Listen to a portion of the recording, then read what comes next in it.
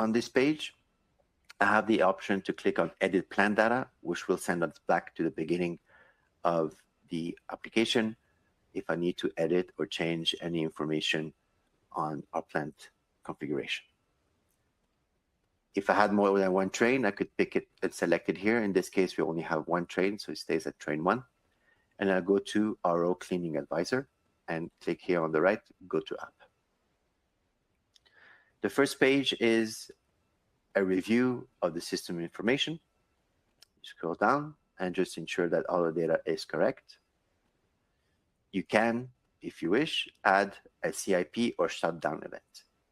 So CIP, you can click the start and end date and enter the cleaning information for that particular case.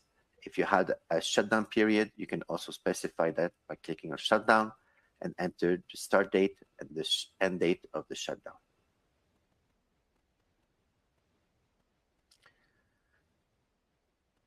If all is ready, then I click on next to move on to the next page.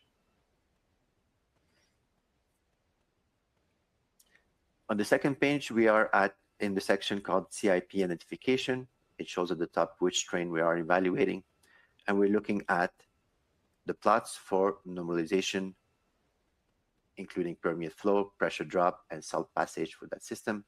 For each plot, you can download it by clicking on the camera icon above each plot so that you can save it and keep it on your computer. And in this case, it has identified one CIP for the 19th of December 2020. If it hasn't detected all the cleaning sequences or shutdowns, I can click on Add CIP. And it's the same field we saw earlier. We can enter the start date, the end date, and the cleaning conditions.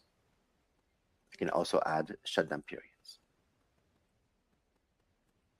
Once we're ready to continue, we click on Next.